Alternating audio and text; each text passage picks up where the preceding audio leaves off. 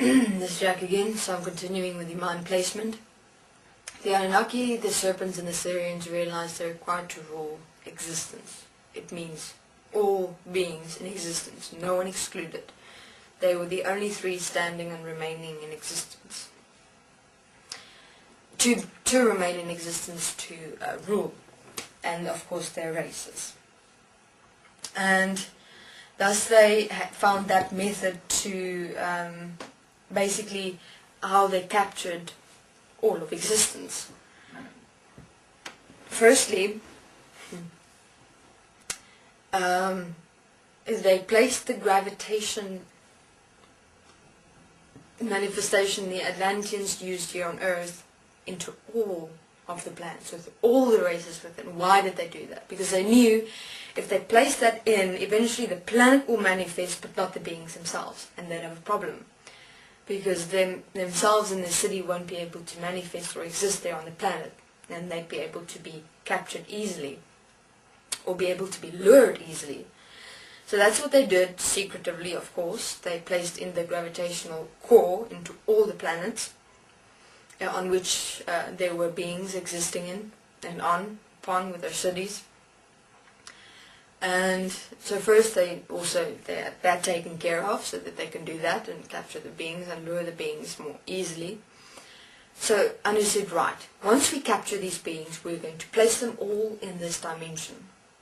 Because in this dimension, they're first going to have to be implanted with that mind placement, so that it can connect to the crystals, so that who they are is suppressed and they don't remember a thing. So that when they come into this human physical form, that point, that center point within their interdimensional mind, it's placed into the interdimensional placement of the placement of the systems in the human form, and then they can manifest simply.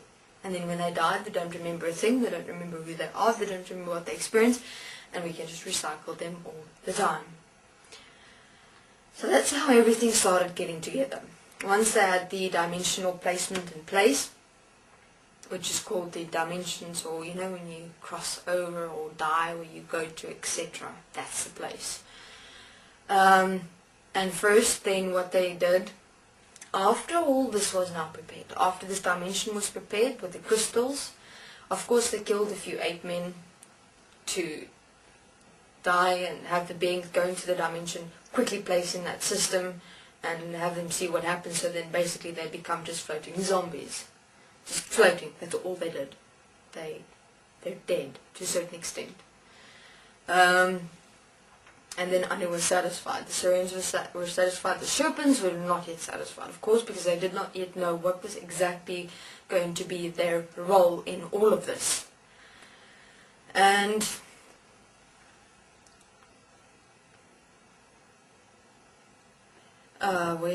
what happened next? So they still had, oh, okay, now this is where Enki comes in. Enki told them, listen, personally, I don't feel like making these things for all of these beings in existence. Do you know how long it's going to take us? There has to be a way where they can kind of develop on their own, be birthed here in this world through two coming together or something, and then just every time that happens in some way, they could just a dimensional being can come in and go on, and that's how everything will start expanding here. Because I'm not going to sit here for hours of time and just develop forms. That's what we're going to have to be doing. We're going to have no time to enjoy the pleasures of power, of control. And now Marduk during this time was becoming frustrated, because he had started growing quite a liking for these creations. He started having respect for them, because he told Anu and Enki and Enlil, these are live beings. They are alive and they are actual beings, although they're in systems.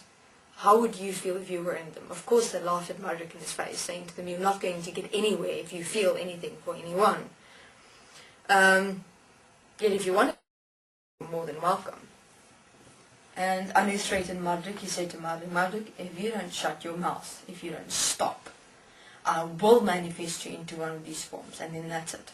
So Marduk kept his mouth shut. Marduk was very much a silent, more silent being than an aggressive one, taking action. He was very passive, kept much to himself. And although he didn't agree to what Anu, Enki and Enlil was doing, he continued programming the beings. He showed them what he had learned so far. He showed them what he had done so far, showed them his plans. He said, well, you know what, if they're going to be here, why don't we then manifest them, at least give them that, at least give these Atlanteans and the rest of existence that they as the systems will be respectable in terms of becoming actual beings, the systems becoming beings. That would make me satisfied. So Anu said, well, great, that's what we want eventually in any way, so you continue with this. Now remember, even during the 8-man period and the dinosaur period, they were still able to get gold out of this earth interdimensionally, and that's what they continued doing. The point where the interdimensionality actually stopped was when the where the Adam and Eve story comes in. And that is also a very, very fascinating story.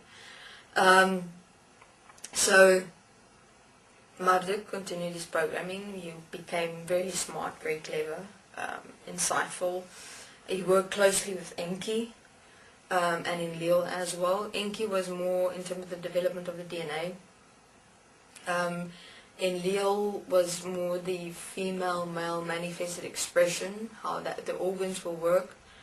Until Enki became jealous, because Enlil was working with the expression of the male-female form and how that would work together, so he needed to experiment the stuff. So he had quite a bit of, and during the time interdimensionally there were female expressions. And Enki became frustrated because now Enlil's got all these women and he's testing it from all over existence, because he needs to find the perfect match of a female expression so that the two human forms that come together create another perfect human form, and the DNA has to be specific, the genes has to be specific. So he went from race to race to race. Now what he did was he actually placed himself interdimensionally as one of those forms, and then he went and actually had intercourse with these female expressions to see if this DNA will match. Okay, this is Jack. I'll continue in my next interview. Thanks.